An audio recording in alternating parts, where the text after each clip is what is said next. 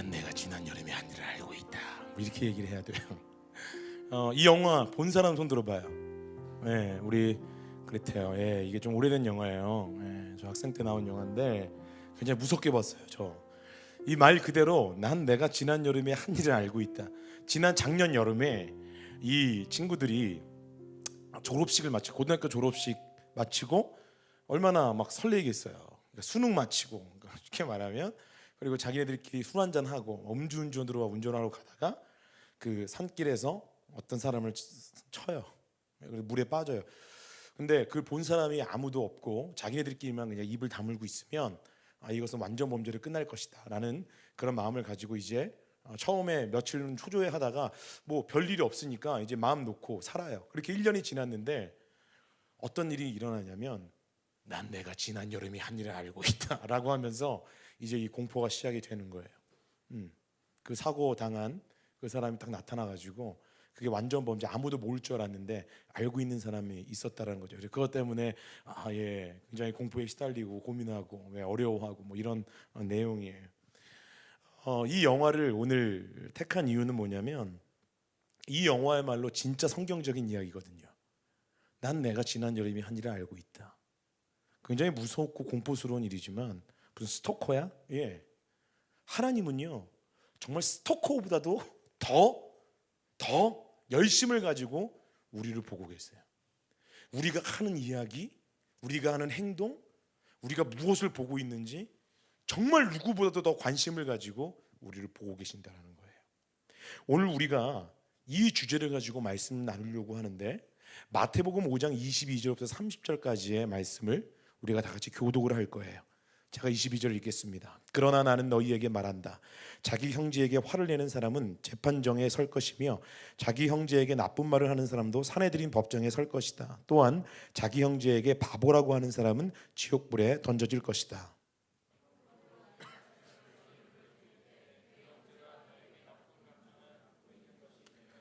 제단에 예물을 놓아두고 가서 먼저 네 형제와 화해하여라. 그 후에 다시 와서 예물을 바쳐라.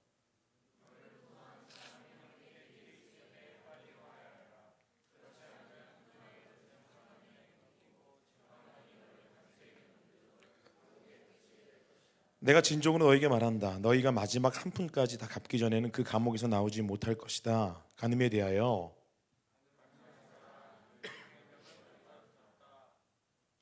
그러나 나는 너희에게 말한다. 누구든지 음란한 생각으로 여자를 바라보는 사람은 이미 마음속으로 그 여인과 간음한 것이다. 29절.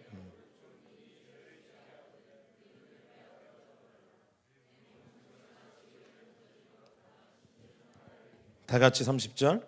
만일 네 오른손이 죄를 짓게 하거든 그 손을 잘라내어 던져라. 네 몸 전체가 지옥에 던져지는 것보다 신체 중 하나를 잃는 것이 낫다. 아멘이 나와요? 아멘. 무섭죠. 네, 무서워요. 진짜 난 내가 지난 여름에 한 일을 알고 있다라는 공포같이. 지금 하나님께서 분명히 죄에 대해서 심판하신다는 내용이에요. 이 내용을 보면. 그리고 이 심판에 대해서는요 성경 여러 곳에 기록되어 있어요. 오늘은 특별히 여러분 성경을 정신없이 찾을 거예요. 근데 여러분을 위해서 자막을 다 준비해 놨어요. 막 여러분 따라 같이 읽으시고 막 제가 막 읽기도 하고 여러분 한번 착착 사인이 딱딱 맞아야 돼요. 사인이 맞기를 축원합니다. 아멘. 자신 없어요? 자, 유다서 1장 14절부터 16절 다 같이 시작. 아담의 7대 후손인 에녹은 이러한 사람들에 대해 다음과 같이 예언하였습니다. 주님께서 수많은 거룩한 천사들을 거느리고 오실 것이다. 오셔서 각 사람을 심판하시고 하나님을 거역한 자들에게 벌을 내리실 것이다. 그들이 저지른 악한 일들과 하나님에 대해 마음대로 떠들어댔던 죄에 대해 그들은 벌을 받게 될 것이다. 이런 사람들은 다른 사람에 대해 늘 불평하고 하고 싶은 대로 악한 일을 행하고 자기 자랑을 하기에 여념이 없습니다. 다른 사람을 칭찬할 때라곤 자기에게 유익이 있을 때뿐입니다. 아멘. 여러분 아담의 7대 후손 에녹은 하나님과 동행해서 하나님께 들림받은 하나님과 동행하는 사람이죠. 그런데 이후에 예언인 거예요. 그때 에녹이 올 거래요. 수많은 거룩한 천사들을 거리고 올 거래요. 그리고 각 사람을 심판하신대요. 하나님의 심판에 대한 이야기, 예언이 기록되어 있고요. 성경 또 여러 곳에 로마서 2장 같은 경우에는 정말 자세하게 그건 읽지 않겠습니다. 여러분 시간 되시면 시간 내서라도 이거에 대해서 꼭 읽으세요. 로마서 2장에도 이 하나님의 심판에 대한 이야기가 나와요. 근데 오늘 왜 이 무거운 줄을 선택했냐? 하나님의 심판에 대한 의문점이 생기죠. 넌 크리스찬들, 그리고 하나님을 믿는 사람조차도 이런 의문을 가져요. 아니, 사랑이 하나님이시라는데 왜 자꾸만 하나님의 심판에 대한 이야기를 하느냐. 사랑의 하나님, 왜 하나님의 심판? 여러분, 이 사랑의 하나님은요, 하나님의 심판, 그 심판을 준비하고 계시지만 우리에게 그 심판에서 완전히 주님의 은혜로, 예수 그리스도의 보혈로 해결받을 수 있는 그 열쇠를 우리에게 주신 그 사랑의 하나님이에요. 사람은 죄로 인해서 죽음과 사망의 길로 갈 수밖에 없는 존재인데, 그 사랑의 하나님이 어떤 사랑입니까? 그 아들 예수, 여러분, 자기 아들을 주신 거예요. 자기 아들의 목숨을 주신 거예요. 여러분, 그것이 너무도 쉽게 받아들여지면 안 되는 거예요. 입장을 바꿔놓고 생각을 해보세요. 여러분, 지금 이 청년들, 청소년들은 뭐 자녀가 없으니까, 그런데 여러분 가족 생각해 보세요. 여러분, 어떤 사람 위해서 그래요, 내 동생 정도는 줄 수 있어요, 뭐 이렇게 굴 수 있어. 아까 전에 니네 관계를 보니까 그게 막 우리 엄마 대신 죽여줘요, 뭐 이렇게 상상도 안 될 일이에요. 그런데 그 죄 때문에 그 아들 예수 그리스도를 주신 그 사랑이란 말이에요. 그 사랑이란 말이에요. 하나님의 심판에 대해서 또 어떤 의문점들을 갖고 있냐면, 우리가 이 세상을 살다 보면 일어나는 여러 가지 사건 사고들이 있습니다. 그 사고를 보면서 이런 의문을 품는 거예요. 이게 혹시 하나님의 심판 아닌가? 뭐 작년 같은 경우에 정말 수많은 일들이 있었죠. 하나님의 심판이 아닌가? 그 대답하기 굉장히 곤란하고 조심스러운 얘기예요. 모두가 그렇다라고 말할 수는 없어요. 오직 하나님만은 아세요. 그런데 여러분, 중요한 것은 뭐냐면, 우리가 그런 사건들을 보면서 우리 그리스도인들은 깨어서 기도해야 돼요. 깨어서 기도해야 돼요. 하나님이 지금 무엇에 관심을 갖고 계신가? 하나님은 이 세상을 보시면서 어떤 마음이실까라는 것을 하나님의 자녀인 우리는 깨어 기도하고 그것을 알고 하나님의 관심이 나의 관심이 되어야 돼요. 왜? 나는 하나님의 아들이고 하나님의 나의 딸이니까. 여러분, 내 아들, 딸이 나에 대해서 이 부모가 관심 갖고 부모가 어떤 원하고 있는 이 부분에 대해서 완전히 쌩까고, 미안해요 이런 표현에서, 관심 없고, 아예 엄마는 엄마 인생, 나는 내 인생, 여러분, 이러면 정말로 기분 나빠요. 정말 그 관계는 부모 자녀의 관계가 아닌 거죠. 우리는 하나님의 자녀라면 그 하나님의 관심, 하나님의 비전, 하나님의 목적, 이 세상을 향한 계획을 우리가 알고 깨닫고 그것을 이루어 나가야 되는 거죠. 그런데요, 저도 마찬가지입니다. 우리는 이 하나님 자녀의 도리를 못하고 있는 것 같아요. 끊임없이 죄를 지며 살아요. 목사님, 우리는 죄인이니까요. 그렇죠. 여러분, 죄 짓는 것도 문제인데요, 더 큰 문제는 죄를 향한 우리의 태도가 문제라는 거예요. 하나님은 분명히 이거 죄다라고 얘기를 하는데, 우리에게는요, 그 죄가 더 이상 죄로 받아들이지 않는 것이 가장 큰 문제예요. 무감각해져 버려요. 여러분, 이런 말이 있죠. 나 오늘 정말 5만 가지 생각이 다 들더라. 이런 얘기 들어본 적 있죠. 5만 가지 생각. 이게 어떤 뜻인지 아세요? 실제로 진짜 5만 개의 생각이라는 뜻이에요. 왜 이런 말이 나오는지 알아요? 사람이 평균적으로 이 5만 가지 이상의 생각을 하루에 한대요. 이것은요, 과학자들, 이분들이 실제적으로 정신과 의사들이 밝혀낸 부분이에요. 요즘 사는 사람들이 더 많아졌대요. 6만 5천 가지 정도 생각을 하고요. 정말 여러분이 볼 때도 쟤는 참 생각이 많아, 이런 사람 있죠? 그런 사람들은 한 8만 가지 이상을 생각을 한대요. 그럼 생각해 보세요. 나는 몇만 가지 생각을 하는지. 여러분, 우리가 그런 생각을 하며 살아요. 근데 나는 내가 어떤 생각을 하는지도 모르고 지나가는 거예요. 우리가 그렇다라는 거예요. 그러면 여러분, 그 생각들 중에 그 5만 가지, 6만 가지, 좀 많이 생각하는 사람 8만 가지 생각 중에, 여러분, 그 생각 중에 죄를 품고 있는 생각은 얼마나 될까? 여러분, 우리는 그것도 체크 못하고 쑥쑥쑥 지나가 버리는 거예요. 여러분, 마태복음 5장 28절 자막 보여주세요. 제가 읽을게요. 그러나 나는 너희에게 말한다. 오늘 읽었던 본문이죠. 누구든지 음란한 생각으로 여자를 바라보는 사람은 이미 마음속으로 그 여인과 간음한 것이다. 주님께서는 이렇게 무서운 말씀을 해요. 여러분, 생각이라는 건 뭐냐면 그 사람의 마음인 거예요. 내가 내 마음에 무엇을 품었는가, 내가 어떤 생각을 품었는가, 내가 어떤 마음을 품었는가. 여러분, 주님께서는요, 죄에 대해서 너무도 단호하게 얘기하세요. 마태복음 5장 29, 30 읽겠습니다. 만일 네 오른쪽 눈이 죄를 짓게 하거든 그 눈을 빼어 던져라. 던져버려라. 네 몸 전체가 지옥에 던져지는 것보다 신체 중 하나를 잊는 것이 낫다. 만일 네 오른손이 죄를 지게 하거든, 여러분의 오른손을 바라봐요. 그 손을 잘라내어 던져라. 네 몸 전체가 지옥에 던져지는 것보다 신체 중 하나를 잊는 것이 낫다. 오 마이 갓. 주님께서는요, 죄에 대해서 단호해요. 그리고 이게 더 낫대요. 전체가 지옥에 갈 바에 눈 하나 없는 게 낫다는 거예요. 오우, 지저스. 손을 자르래요. 그리고 천국 가는 게 낫다. 죄에 대해서 이렇게 단호하게 말씀을 하세요. 여러분, 생각이 오염되잖아요. 내 마음이 오염되면 나의 입술도 오염되는 거 시간 문제예요. 제가 지난주, 지지난주에 걸쳐서 이런 얘기를 했었어요. 여러분, 내 안에 죄가 있고 내 안에 마음에 어떤 것을 품고 있다면, 내 안에 어떤 그 화를 품고 있다면 내 입에 나온다니까요. 내 행동에 나온다니까요. 막장 드라마 같은 거 보면 막 부부싸움 막 해요. 아니 당신이 나에게 뭘 했다고 말해. 아니 어머 나도 모르게. 이게 문제예요. 나도 모르게 나오는데 그 나도 모르게가 내 안에 있다라는 거예요. 나도 모르게. 어떻게 너 이런 말을 할 수 있어 나한테. 미안, 나도 모르게 이런 일들이 내 안에서 일어난다니까요. 여러분도 체크하지 못하는 5만 가지 생각 속에, 그 마음 속에 그것이 들어있어 나도 모르게 툭 나오는 거예요. 생각이 오염되면, 마음이 오염되면 나의 입술이 오염돼요. 그래서 이런 말씀을 하세요. 마태복음 12장 34절 37절까지. 우리 형제가 34, 자매가 35, 34 시작. 독사의 자식들아, 너희가 악하면서 어떻게 선한 것을 말할 수 있겠느냐. 입은 그 마음 속에 가득 찬 것을 말하는 것이다. 자매,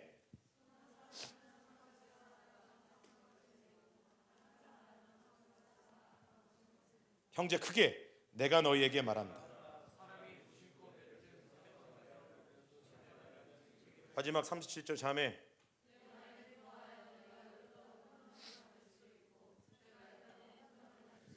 사람이 무심코 내뱉은 사소한 말이라도 심판의 날에는 책임지래요. 네 말의 근거에서. 여러분이 나중에 주님 앞에 섰는데 막 나오는 거예요. 여러분이 했던 말들이 부인할 수가 없어. 이 십자가, 뭐 완전 막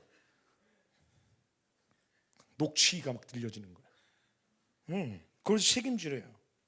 여러분, 예수님도 심판에 대해서 경고하세요. 마태복음 5장 22절에 그러나 나는 너희에게 말한다. 자기 형제에게 화를 내는 사람은 재판정에 설 것이며 자기 형제에게 나쁜 말을 하는 사람도 사내들인 법정에 설 것이다. 또한 자기 형제에게 바보라고 하는 사람은 지옥불에 던져질 것이다.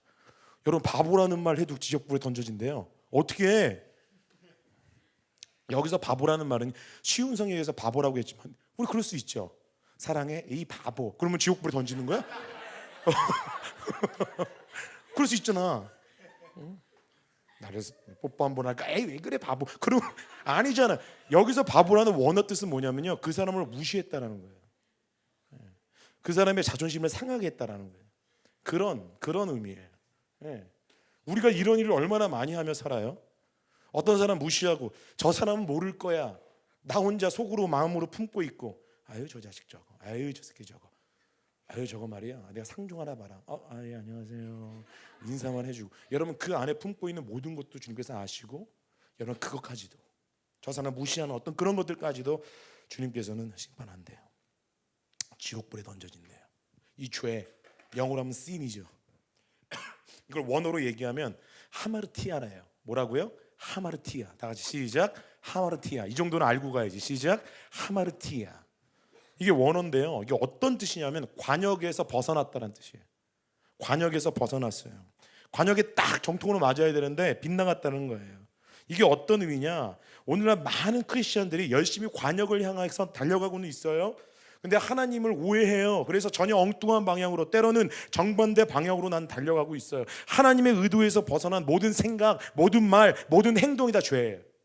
성경에서는 이렇게 정의하고 있어요. 제가 죄에 대해서 정의하고 있는 것이 아니라 성경에 이렇게 나와 있다라는 거예요. 하나님의 의도에서 벗어난 모든 생각, 모든 말, 모든 행동,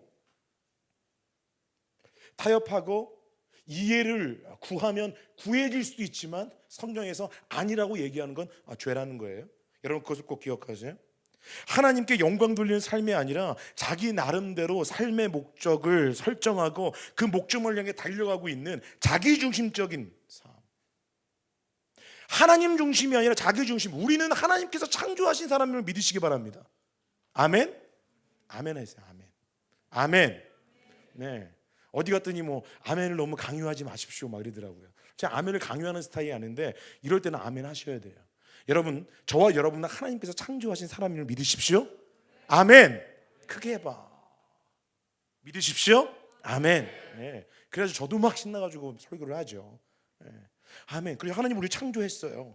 왜 창조했냐? 계획이 있으니까. 그냥 심심해서? 그냥 심심풀이로 사람 한번 만들어봤어. 모래를 이렇게 모아가지고 사람만 그래 이렇게도 생겼고 저렇게 생기고 뚱뚱하고 말랐고 이 자식아. 이게 하나님이 아무 생각 없이 만든 게 아니고 하나님의 계획이 있어요. 근데 그 계획에 벗어나면, 관역에 벗어나면 죄가 되는 거예요. 이게 자기중심적인 삶이에요. 여러분, 인간관계에서도 이런 사람들이 있어요. 너 너무 이기적이야, 너무 자기중심적이야. 한번 친구들 한번 보세요. 어떤지 살짝 눈빛으로 얘기해 줘. 네. 자기중심적인 인간관계를 갖고 있다면 여러분, 하나님의 관계도 나하고 어떤 관계에 있는지 점검해 볼 필요가 있습니다. 여러분, 이 착각에 빠져 있어요. 어떤 사람은 막 사람하고 이렇게 관계를 막 끊고 막 인간관계에서도 자기중심적으로 막 자기 세계에 갇혀서 살잖아요. 그러면서 막 하나님 막 기도 열심히 하고, 주님께서는 그런 원하지 않아요. 네. 인간의 관계에서도 하나님의 관계를 찾아볼 수가 있어요. 그게 하나님을 사랑하는 사람이에요. 여러분은 자기중심적인 사람입니까? 이기적인 사람입니까? 아니면 포용해주고 안아주고 이해해주는 사람입니까? 그게 하나님의 성품을 가진 자들이죠. 여러분, 자기 기준이 아니라 하나님의 기준으로 우리는 그 시각을 갖고 이 세상을 바라봐야 돼요. 사람들은요 그걸 너무 귀찮게 여겨요. 크리스천들은 그걸 귀찮게 여겨요. 그냥 보는 대로 내가 먹고 싶으면 먹고, 보암직, 네? 내가 말하고 싶은 대로 말하고, 내가 행동하고 싶은 대로 행동하고. 여러분, 그래요. 그게 죄로 가는 지름길이거든요. 하나님의 기준으로 이 세상을 바라봐야 되는 것입니다. 근데 이걸 너무 무감각해졌어요. 이걸 너무 하찮게 생각해요. 로마서 1장 28절부터 제가 쫙 읽을 테니까 여러분 내용을 보세요. 사람들이 하나님을 아는 것을 하찮게 여겼으므로 하나님께서는 사람들이 타락한 생각에 빠지게 하시고 사람들이 해서는 안 될 일들을 하게 내버려 두셨습니다. 그들은 온갖 불의와 악행과 탐욕과 악독으로 가득 찬 사람들입니다. 또한 시기와 살인과 다툼과 속임과 저기로 가득 찼으며 남에 대해 말하기를 좋아하고, 자, 이게 읽을 때 여러분 나는 어떤가 점검해 봐야 돼요. 남들을 비방하고 하나님을 미워하고 거만하고 건방지며 뽐내기를 잘합니다. 그들은 악한 일을 계획하고 부모님께 순종하지 않습니다. 성경에 나온 이야기일걸. 자, 그들은 양심도 없으며 약속을 지키지 않으며 친절하지도 않고 동정심도 없습니다. 성경에 이런 얘기가 나와요. 사람들은 그런 일을 행하는 사람은 죽어 마땅하다는 하나님의 의로우신 법을 알면서도 자신들만 그런 악한 행동을 계속하는 것이 아니라 그런 행동을 저지르는 다른 사람들까지도 잘한다고 두둔합니다. 내 기준인 거예요. 아닌데 내가 이렇게 못 사니까 너도 괜찮잖아, 이렇게 살아도 라고 산다는 거죠.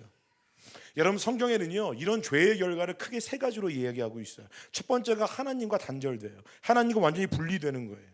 여러분, 죄라는 건 뭐냐면 하나님과 나와의 이 사랑의 관계를 갈라놓게 되어 있어요. 왜냐하면 하나님은 죄가 있는 곳에 함께 하실 수 없기 때문이에요. 이사야 59장 1절 2절 다 같이 큰 목소리 시작. 보아라, 여호와의 능력이 부족하여 너희를 구원하지 못하는 것이 아니다. 여호와께서 귀가 어두워서 너희 기도를 듣지 못하는 것이 아니다. 다만 너희의 죄악이 너희와 너희 하나님을 갈라놓은 것이며 너희 죄 때문에 주께서 너희에게 등을 돌리셨고 너희 말을 들어주지 않으신 것이다. 아멘. 여러분, 지금 촉각을 곤두세우고 지금 이 말씀에 귀를 기울이셔야 돼요. 집중하십시오. 아멘. 지금 말씀이 흘러가고 있어요.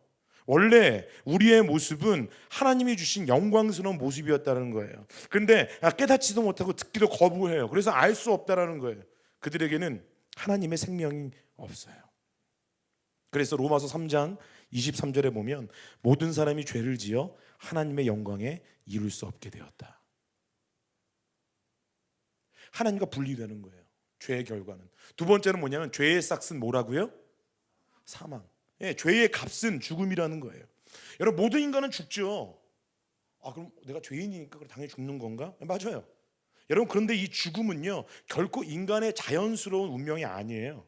처음에 주님께서 사람을 만드셨을 때는요 그 죽음이라는 것이 없었어요. 만약 그랬다면 여러분, 우리에게, 인간에게 죽고 싶지 않다, 나는 정말 죽기 싫어, 이 죽고 싶지 않다라는 욕구나 이 죽음에 대한 두려움, 이런 마음 자체가 없었을 거예요. 근데 이 죄로 인해서 이 죽음이라는 것이 쑥 들어옵니다. 그래서 여러분, 사도 바울이 고린도전서에 이렇게 얘기해요. 이건 제가 그냥 얘기할 거예요. 죽음아, 너의 승리는 어딨냐? 죽음아, 너의 찌르는 것이 어딨냐? 이렇게 표현을 해요. 죽음이 찌르는 것이 죄다. 죽음이 계속 찌른다는 거예요. 죄를, 내 안에 죄가 있으면 계속 이 죽음, 어떤 나도 모르는 이 사망의 어떤 두려움들이 임한다라는 거예요. 인간이 당할 수 있는 가장 큰 어려움 아닙니까? 이 죽음에 대한 거. 너 죽기 싫지? 그러니까 이게 우리의 당연한 욕구인데 우리에게는 죽음이 있다는 거예요. 어떤 운명을 다해서, 아니면 어떤 사건 사고로, 여러 가지 일들. 여러분, 세 번째는요, 첫 번째 하나님과의 단절, 두 번째 죽음, 이 죄의 결과, 세 번째는 죽음으로 끝나면 다해. 다면 너무 좋겠는데 아니라는 거예요. 심판이 기다리고 있어. 돼서 죽으면 끝이야. 아니에요. 죽으면 끝인 줄 알았어. 이 거지 같은 세상, 죽으면 끝이야. 더 무서운 게 기다리고 있다. 죄 때문에. 히브리서 9장 27절. 사람들은, 시작, 사람들은 모두 한 번은 죽습니다. 죽은 후에는 심판이 우리를 기다립니다. 여러분, 우리가 주님 안에 섰을 때, 주님 앞에 섰을 때 두 가지밖에 없어요. 네, heaven or hell. 뭐예요? 천국 아니면 지옥이야? 아니, 주님 있잖아요. 제가 그때는요, 아니야. 너는 진짜 생각만 해도 끔찍해요.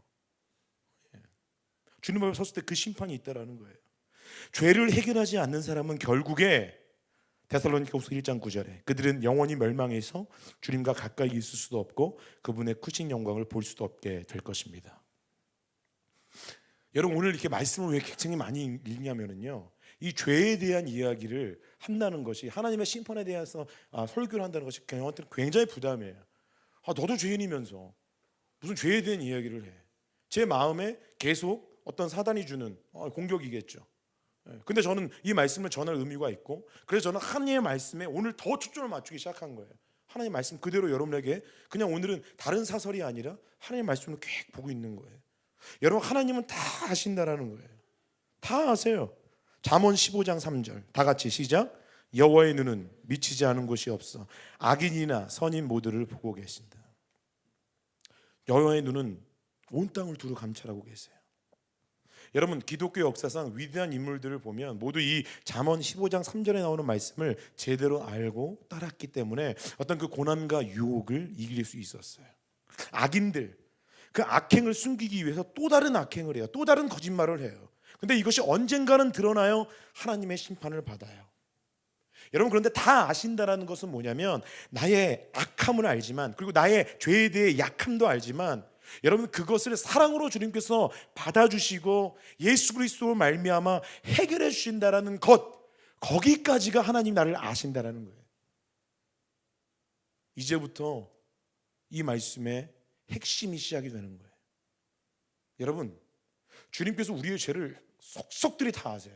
여러분의 속, 여러분 무슨 생각하고 무슨 마음 품고 있는지 정말 그렇게 더럽고 추악한 것까지 주님 다 아세요. 거기서 끝나버리면 우리가 어떻게 살겠습니까? 긴장돼서. 근데 우리에게 길을 열어주셨어요. 그것을 아시는데, 그 아신다라는 건 뭐냐면 내가 아니까 책임지겠다는 거예요. 아멘. 아멘. 거기까지 가는 거예요. 그게 진짜 아는 거예요. 내가 너에 대해서 알고 있다. 그러면 야, 너 이렇지 저렇지, 아유 저거 진짜, 이러고 끝나는 게 아니라, 지적질만 하고 끝나는 것이 아니라, 알았어, 너의 약함 내가 아니까 내가 책임지겠다라는, 그것을 해결해 주신다는 거예요. 주님께서 나를 안다, 우리를 보고 계세요. 여러분, 제가 아기가 둘이 있는데 그 아기가 태어났을 때 한번 기억을 거슬러 올라가 봤어요. 크게 걸음마 굉장히 어제 넘어질 것 같고 어제 다칠 것 같고, 예. 그 아이의 그 엄마의 눈, 아빠의 눈은요, 그 넘어질까봐 그 항상 그 아기에만 가 있어요. 관심이 그 아이의 발걸음 옮기는 곳으로 머물러요.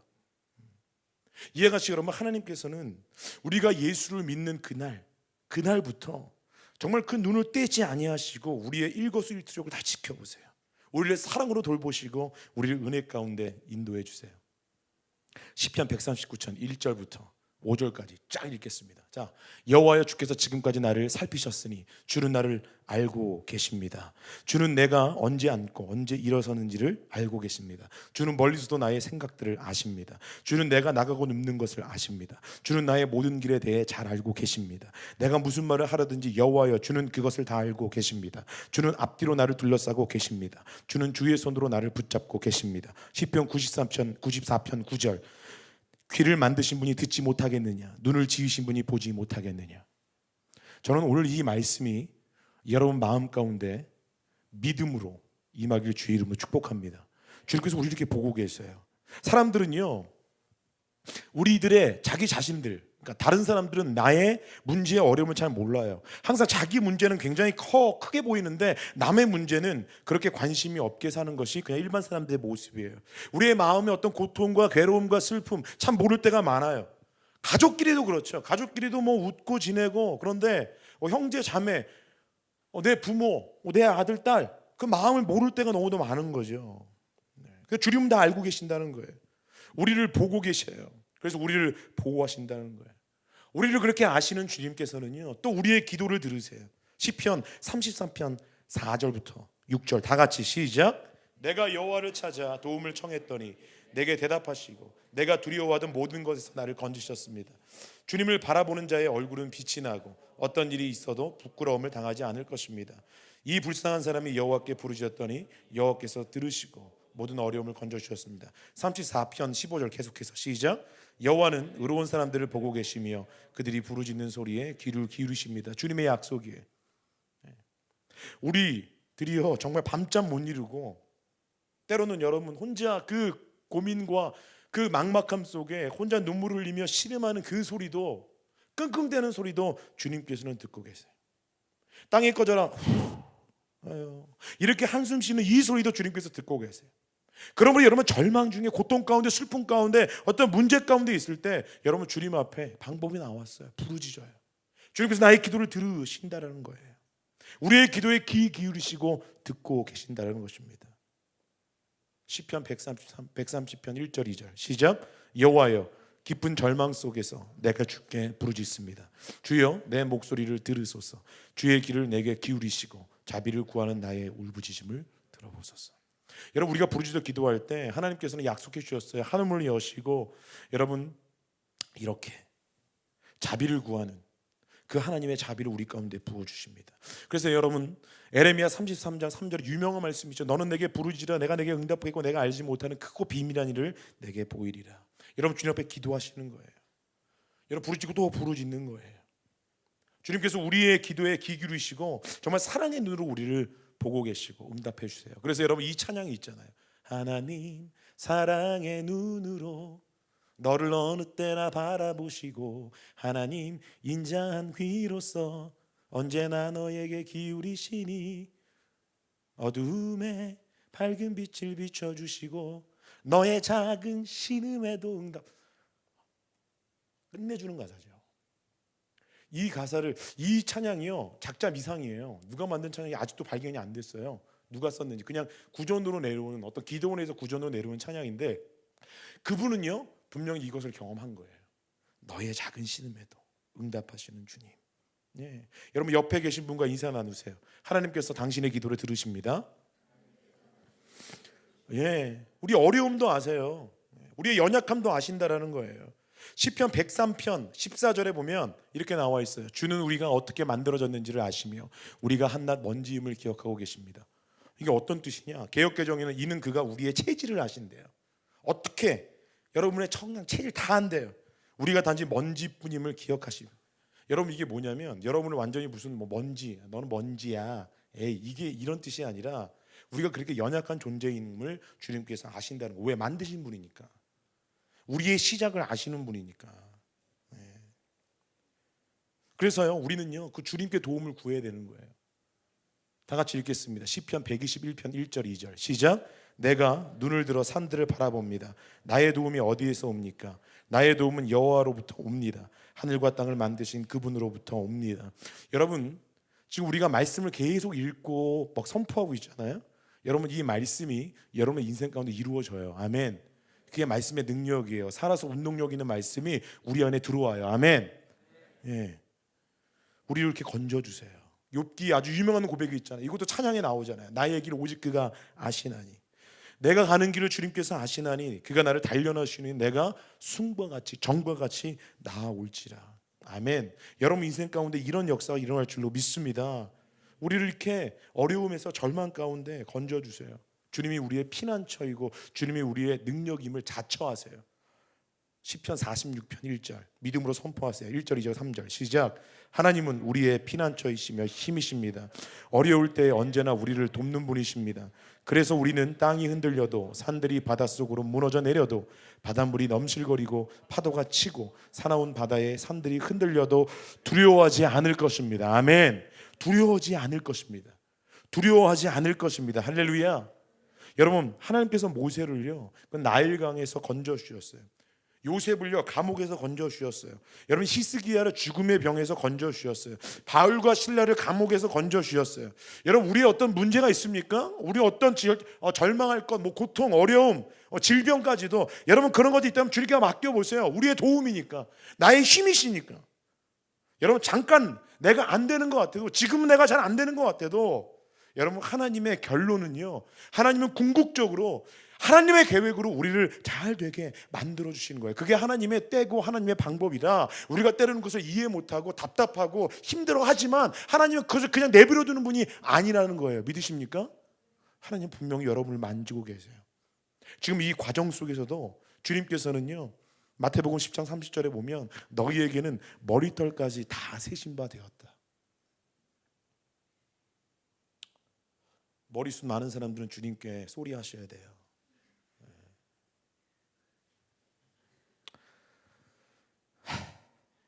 웃자고 하는 얘기야. 웃어봐.